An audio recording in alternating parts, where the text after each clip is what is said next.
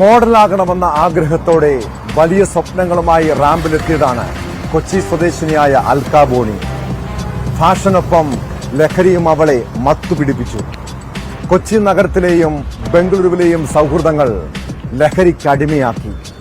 കഴിഞ്ഞ മെയ് 17 കൊക്കൈനുമായി കൂട്ടുകാർക്കൊപ്പം പിടിക്കപ്പെട്ടതോടെയാണ് താൻ വലിയൊരു കെണിയിലാണെന്ന് അവൾ തിരിച്ചറിഞ്ഞത്. ജാമ്യം കിട്ടി ജയിലിൽ നിന്ന് പുറത്തിറങ്ങിയ അൽക്ക ബോണി എല്ലാം തുറന്നു പറയുകയാണ്. ബംഗളൂരുവിലും മുംബൈയിലും ഉള്ളതിനേക്കാൾ കൊച്ചിയിലാണ് ലഹരി ഇടപാട് നടക്കുന്നതെന്നും മറൈൻ ഡ്രൈവും കലൂർ സ്റ്റേഡിയവുമാണ് ഇതിന്റെ പ്രധാന കേന്ദ്രങ്ങളെന്നും അൽക്ക ന്യൂസ് 18നോട് പറഞ്ഞു. കൊച്ചിയിലെ മോഡലിംഗ് കമ്പനികളുടെ മറവിൽ നടക്കുന്ന നിയമവിരുദ്ധ ഇടപാടുകൾ, പെൺകുട്ടികളെ ദുരുപയോഗം ചെയ്യുന്ന മോഡലിംഗ് കമ്പനികൾ, ഇങ്ങനെ നടക്കുന്ന കാര്യങ്ങളാണ് അവൾ വെളിപ്പെടുത്തിയത്. എന്താണ് അന്നത്തെ കൊച്ചി നഗരത്തിലെ ആ ലഹരി കേസിൽ സംഭവിച്ചത്? അൽക്ക ബോണി തന്നെ ഇപ്പോൾ ന്യൂസ് 18നൊപ്പം ചേരുന്നുണ്ട്. അൽക്ക ബോണിക്ക് ഈ ലഹരി ഇടപാടുണ്ടോ? ഇല്ല. അന്ന് നിങ്ങളുടെ ഫ്ളാറ്റിൽ നിന്നും ലഹരി പിടിച്ചിരുന്നു.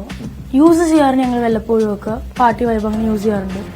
അതിന്റെ നെക്സ്റ്റ് എന്റെ ബർത്ത്ഡേ ആയിരുന്നല്ലോ, അപ്പൊ ബർത്ത്ഡേക്ക് വേണ്ടി മെയ് 18 ബർത്ത്ഡേ. May 18 birthday. അപ്പൊ നെക്സ്റ്റ് എന്റെ ബർത്ത്ഡേ. അപ്പൊ എനിക്ക് തോന്നുന്നു അതിനകത്ത് ആരെങ്കിലും ചില സർപ്രൈസ് വരാൻ വേണ്ടിയോ എന്തെങ്കിലും വെച്ചതായിരിക്കും. റൂമിനകത്തുള്ള കാര്യം എനിക്കൊന്നും അറിയില്ലായിരുന്നു.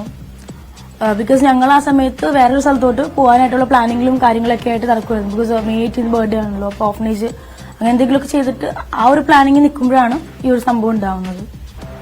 കൊക്കൈനാണ് പിടിച്ചെടുത്തത്. അതെ. അത് ആരുടെ ബാഗിൽ നിന്ന് പിടിച്ചത്? എന്റെ ഒരു ഫ്രണ്ടിന്റെ ബാഗിൽ നിന്ന് പിടിച്ചത്. അത് എന്തിനാ അവിടെ കൊക്കൈൻ എത്തിച്ചത്? നിങ്ങൾ ഉപയോഗിക്കാൻ വേണ്ടി കൊണ്ടുവന്നതാണോ? ആക്ച്വലി അതിനകത്ത് ആകെ ഒരു ചെറിയ ക്വാണ്ടിറ്റി എങ്ങാണ്ട് അവർ പിടിച്ചിട്ടുള്ളൂ. അപ്പൊ എന്തായാലും യൂസ് ചെയ്യാൻ വെച്ചതായിരിക്കുള്ളൂ.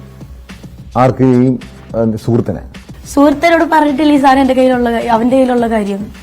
അവൻ എനിക്ക് തോന്നുന്നത് മേ ബി റൈറ്റ് 12 മണിക്ക് വേണ്ടി വെച്ചതായിരിക്കും. നിങ്ങൾ വിൽപ്പനയ്ക്ക് വേണ്ടി കൊണ്ടുവന്നതല്ല? ഒരിക്കലും അല്ല. അല്ല, ഇത് പോലീസ് നിങ്ങൾക്ക് 6 പേർക്കെതിരെ കേസ് ചുമത്തി റിമാൻഡിലായി. പിന്നീട് 20 ദിവസത്തിന് ശേഷമാണ് ജയിലിൽ നിന്ന് പുറത്തിറങ്ങിയത്. ഇത് കോടതിയിൽ ഈ കാര്യങ്ങൾ ബോധിപ്പിച്ചിരുന്നോ? അങ്ങനെയാണ് ജാമ്യം കിട്ടിയത്. പക്ഷേ പോലീസ് പറഞ്ഞത് അൽക്ക ബോണിയാണ് ഈ ലഹരി ഇടപാടിലെ പ്രധാനി എന്ന് പറഞ്ഞു. എന്റെ അറിവിലേക്കൊന്നും അറിയില്ല. ഇതൊക്കെ ന്യൂസ് കണ്ടപ്പോൾ ഞാൻ തന്നെ ഞെട്ടിപ്പോയി. ലഹരി വിൽപ്പനയുണ്ടോ? ഇല്ല. ലഹരി ഉപയോഗിക്കാറുണ്ടോ? വല്ലപ്പോഴും ഇടയ്ക്ക് ഉപയോഗിക്കുമായിരുന്നു. ഇപ്പോഴോ? നിർത്തി. എന്നും ഈ കേസിന് ശേഷം? അല്ല, കേസിന് മുന്നേ കുറച്ചാൾ നിർത്തിയായിരുന്നു, 1 വീക്ക് 2 വീക്ക് ഒക്കെ. ബട്ട് അപ്പോഴേക്കും ഇതിനകത്തിട്ടു. ഇനിയിപ്പോ അങ്ങനെ പറയാലോ. കൂടെ പിടിച്ച എല്ലാവരുടെയും കാര്യം ഞാൻ പറയുവാണെങ്കിൽ എല്ലാവരും ഞങ്ങൾ 6 പേരും യൂസ് ചെയ്യും. ബട്ട് ഇതുവരെ സെയിലിന്റെ കാര്യം ചെയ്തിട്ടില്ല.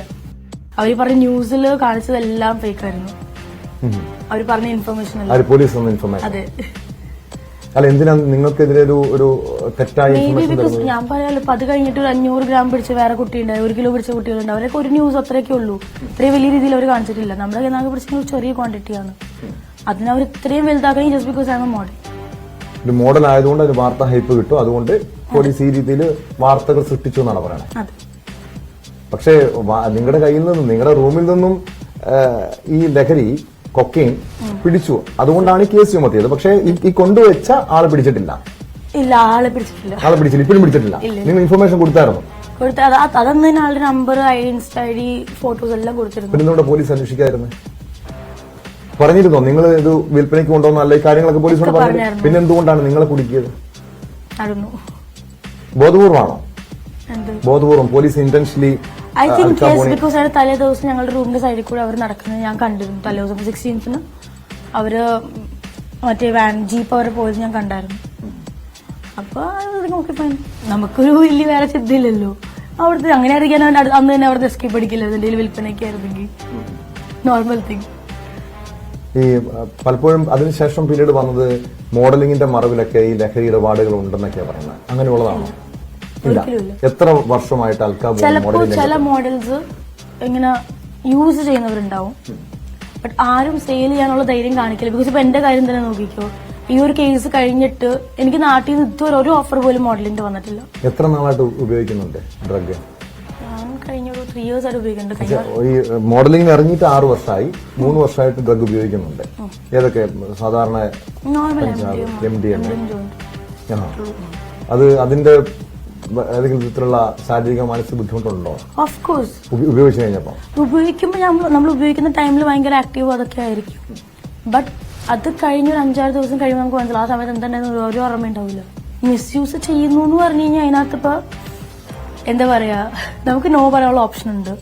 നമ്മുടെ ബോഡിയാണ്, അവർ നമ്മളെ ടച്ച് ചെയ്യാൻ വേണ്ടി നമുക്ക് തീരുമാനിക്കേണ്ടത്.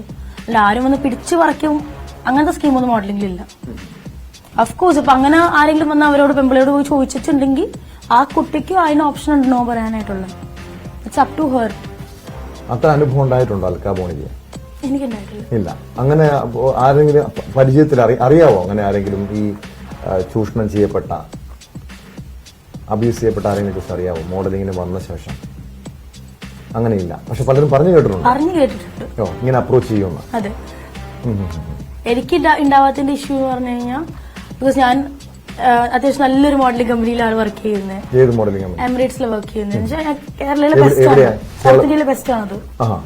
ഫസ്റ്റ് മോഡലിംഗ് കമ്പനിയാണ് സൗത്ത് ഇന്ത്യയില്, കൊച്ചി ബേസ് ചെയ്തോളാം. അതെ. അപ്പൊ അവരെന്ന് പറഞ്ഞാൽ അത്യാവശ്യം നല്ലൊരു ടീം ആയതുകൊണ്ട് എന്നോട് അങ്ങനത്തെ ചോദ്യങ്ങളോ ഒന്നും വരില്ല. ഇതിലൂടെ എമിറേറ്റ്സിലെ കുട്ടികളേ ഉള്ളൂ. പിന്നെ ഏതാ ഈ അങ്ങനെയൊക്കെ നടത്തുന്ന മിസ്യൂസ് ചെയ്യുന്ന കമ്പനികളെ കുറിച്ച് അറിയാമോ? ഇങ്ങനെ കേട്ടിട്ടുണ്ട് ഒരു തജാസ് മോഡലിംഗ് കമ്പനി, ഒരു പരാതി വന്നു, അതിനെ കുറിച്ച് ഞാൻ അന്വേഷിച്ചുകൊണ്ടിരിക്കുക. ഒരു തജാസ് മോഡലിംഗ് കമ്പനിയെ കുറിച്ച്. അങ്ങനെ ഉണ്ട്. തജാസ് മോഡലിംഗ് കമ്പനിയില് അങ്ങനെ നിരവധി പെൺകുട്ടികൾ ഇരകളാകപ്പെട്ടിട്ടുണ്ട്. 1-2 പരാതികൾ വന്നിട്ടുണ്ട്. ഞാൻ തജാസിനൊപ്പം വർക്ക് ചെയ്തിട്ടില്ല. അങ്ങനെ കേട്ടിട്ടുണ്ടോ? കേട്ടിട്ടുണ്ടോ? നമ്മൾ എല്ലാവരെ പറ്റിയും കേൾക്കും. അതൊക്കെ നമുക്ക് എക്സ്പീരിയൻസ് ഉണ്ടെങ്കിൽ നമുക്ക് പറയാൻ പറ്റുള്ളൂ. കൊച്ചിയിലാണ് ഈ മോഡലിംഗിന്റെ മറവിലുള്ള ഇടപാടുകളൊക്കെ നടക്കുന്നത്.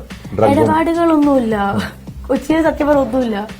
പക്ഷെ പറയുമ്പോ ഭയങ്കര സെറ്റപ്പായിട്ട് മോഡലിംഗുകാരെ കാണിക്കും, അത്രേ ഉള്ളൂ. അതെ.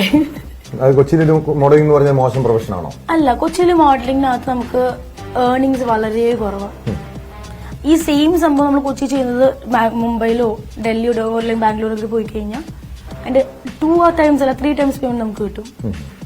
നമുക്ക് അതല്ലേ വേണ്ടേ? അല്ല, അതല്ലാതെ കൊച്ചിയിൽ മോശപ്പെട്ട സ്ഥലമാണോ കൊച്ചിയിൽ പറയുന്ന മോഡലിംഗ് രംഗം? കൊച്ചിയിൽ മോഡലിംഗ് മോശം ഞാൻ പറയില്ല, പക്ഷെ കൊച്ചിയിൽ ഡ്രഗ്സ് കിട്ടാൻ ഭയങ്കര ഈസിയാണ്. ഇത് ബാംഗ്ലൂരേക്കാളും? അതെ. അതെന്താ കാര്യം? സത്യം ഞാൻ പറയുക. ബിക്കോസ് കൊച്ചിയിൽ എല്ലാവരും, ഇപ്പൊ ഞാൻ പറയാം, മെറാൻ ട്രാവലിൽ പോയിക്കോ, ചുമ്മാ പോയിട്ട് ഇങ്ങനെ ആരെങ്കിലും ചോദിച്ചു കഴിഞ്ഞാൽ അവരിൽ ഉണ്ടാവും. കൊച്ചിയിൽ വ്യാപകമാണ് ലഹരി. നിങ്ങൾക്ക് എവിടെ നിന്നാണ് ഈ ഡ്രഗ് കിട്ടുന്നത്? ഞങ്ങൾ അങ്ങനെയൊക്കെ തന്നെ വാങ്ങിക്കുന്നത്. നിങ്ങൾ ആരുടെ? അങ്ങനെയൊക്കെ ലൈക്ക് നമ്മൾ നേരിട്ട് കണ്ടു കഴിഞ്ഞാൽ ഒരാളെ കണ്ടു കഴിഞ്ഞാൽ നമുക്ക് തോന്നില്ല യൂസ് ചെയ്തതാണെന്നൊക്കെ. നൈസായിട്ട് പോയി ചോദിക്കണം എന്താ. അങ്ങനെ സ്ഥിരം തരുന്ന ഒരു റാക്കറ്റ് ഉണ്ടോ? സ്ഥിരമായിട്ട് ഒരാളുടെ കയ്യിൽ നിന്ന് എടുക്കില്ല. നിങ്ങൾ വാങ്ങില്ല? അതുകൊണ്ട് പോലീസ് ലോട്ട്സ് ഓഫ് പീപ്പിൾ. നമുക്കിങ്ങനെ ഡെയിലി വേണമെന്നില്ലല്ലോ. വല്ലപ്പോഴും നോക്കുക, ശരി നോക്കട്ടെ. എവിടെയൊക്കെയാ കൊച്ചിയിൽ എവിടെയൊക്കെയാ ഈ ഡ്രഗിന്റെ ഇടപാടുകളുള്ളത്? മറൈൻ ഡ്രൈവിലുണ്ട്. പിന്നെ എവിടെയൊക്കെയാ ഉള്ളത്? അങ്ങനത്തെ പബ്ലിക് പ്ലേസസിൽ മിക്കയിടത്തുണ്ട്. പരസ്യമായിട്ട് വിൽക്കുന്നുണ്ട്. അതെ. അല്ലാണ്ട് നിങ്ങൾ ഈ പറയുന്ന ന്യൂസ് പറയുന്നതൊക്കെ കേട്ടുപോയി ചിരി വരുന്നത് അങ്ങനൊന്നും അല്ല. ലോഡ്ജിലോ അവിടെയൊന്നും അല്ല, ഒരിക്കലും അല്ല. യെസ്, പരസ്യമായി പൊതുവിപണിയിൽ കിട്ടാനുണ്ട്. ബോയ്സ് പോക്കറ്റ് നിറയെ ഇങ്ങനെ വെച്ചിട്ട് ഇങ്ങനെ നടക്കും. ഒരുപാട് സ്റ്റേഡിയം പോലത്തെ ചോദിച്ചു കൊടുക്കുവോ 0.5 വേണം വേണം വേണം. Kochi Nehru stadium? Yes, Kaloor stadium. എന്ത് MDMA വേണോന്ന്? അവിടെ പോലീസും പരിശോധന ഒന്നുമില്ല? പോലീസും പരിശോധന ഇല്ലെന്നല്ല, they are very vigilant, they are very cunning, the boys. അവരിങ്ങനെ നോക്കും, പോലീസ് എല്ലാ സമയം നോക്കി നൈസായിട്ട് വേടോ വേടോ വേടോ വേടോ പോകും. പ്രധാനമായിട്ട് ഈ സിന്തറ്റിക് ഡ്രഗ് ആണ് കൂടുതലും മെയിൻലി പോകുന്നത്. നിങ്ങളുടെ ഈ സുഹൃത്തുണ്ടല്ലോ, അന്ന് പിടിയിലായി അൽക്കാ ബോണിനെ പിടിച്ച ഫ്ലാറ്റിൽ കൊണ്ടുവച്ച ഡ്രഗ് കൊക്കയും കൊണ്ടുവച്ച സുഹൃത്ത്, പുള്ളിക്ക് വിൽപ്പന ഉണ്ടോ അറിയാവോ? ഇല്ല, പുള്ളി ഉപയോഗിക്കാൻ കൊണ്ടുവന്നാണ്. എവിടെ നിന്നായിരിക്കും കിട്ടിയത്? എനിക്കറിയില്ല. ഈ അൽക്കാ ബോണിക്ക് നിങ്ങളുടെ പെൺ സുഹൃത്തുക്കളുണ്ടോ? അതോ ഉണ്ട്, അവരുപയോഗിക്കും?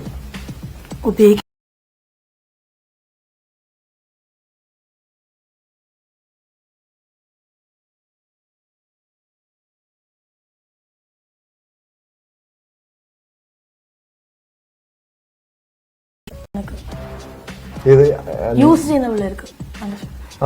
ബിക്കോസ് അവരെന്റെ അടുത്ത് വന്ന് അവരെന്റെ അടുത്ത് ചെയ്ത് കഴിഞ്ഞാൽ ആ മണ്ടൊക്കെ സർവൈലൻസ് ചെയ്യുന്നു. ഇപ്പോഴും ഇതേ ഇപ്പൊ കഴിഞ്ഞ ദിവസം വന്ന ട്രെയിൻ വന്നിറങ്ങി ഇതിനുവേണ്ടി വന്നപ്പോ ട്രെയിൻ വന്നിറങ്ങിയപ്പോ ചെക്കിങ് റെയിൽവേ സ്റ്റേഷനിൽ വെച്ച് ഫുൾ ബാഗ് ചെക്ക് ചെയ്തു, ഒന്നുമില്ല കണ്ടു. ഓക്കെ, ശരി, പോയി. അതെങ്ങനെ മനസ്സിലായി അൽക്കാ ബോണി ഇവിടെ എത്തിയെന്ന്? ആയിരുന്നു. ഞാൻ ട്രെയിൻ ഇറങ്ങിയപ്പോ തന്നെ എന്റെ ബാബു മോള് ഇങ്ങനെ കൊണ്ടുപോയി മാം. യാ സ്റ്റേഷനിൽ കൊണ്ടുപോയി അതോ ഫുൾ ഇല്ല പരിശോധിച്ചു? അവിടെ വെച്ച് ഞാൻ ഫുൾ ചെക്ക് ചെയ്തു, ആ. ഒന്നുമില്ല കണ്ടപ്പോ ഓക്കെ ഫൈൻ പോക്കോ പറഞ്ഞു. പിന്നെ എനിക്കറിയാം ഇപ്പൊ ഇത്ര അത്യാവശ്യം നല്ല കേസ് ആയിരുന്നല്ലോ, it will be there. Okay, അപ്പൊ അൽക്കാബോണി പറയുന്നത് ഇനി ഒരിക്കലും ഡ്രഗ് ഉപയോഗിക്കില്ലെന്നാണ്. ഇടയ്ക്ക് ആ ഒരു പ്രായം, ആ പ്രായത്തിന്റെ ഒരു അല്ലെ ഒരു ആ ഏജ് ഗ്രൂപ്പിന്റെ ഒരു പ്രശ്നമാണ് ഇങ്ങനെ ലഹരി ഉപയോഗിച്ചത്. അത് മോഡലിംഗ് രംഗത്തിന് പോലും അല്ലെങ്കിൽ പ്രൊഫഷനെ പോലും വലിയ രീതിയിൽ ബാധിച്ചുവെന്ന് അൽക്കാബോണി തുറന്നു പറയുന്നുണ്ട്. പക്ഷെ 2-3 കാര്യങ്ങൾ അൽക്കാബോണി പറഞ്ഞത്, അവർ ലഹരി കേസിൽ അന്ന് പിടിക്കപ്പെട്ടത്, ലഹരി കൊണ്ടുവച്ചത് മറ്റൊരു സുഹൃത്താണ്. പോലീസിനോട് അതുമായി ബന്ധപ്പെട്ട വിവരങ്ങൾ പങ്കുവച്ചപ്പോഴും പോലീസ് ആ സുഹൃത്തിനെ കുറിച്ച് അന്വേഷിച്ചില്ല.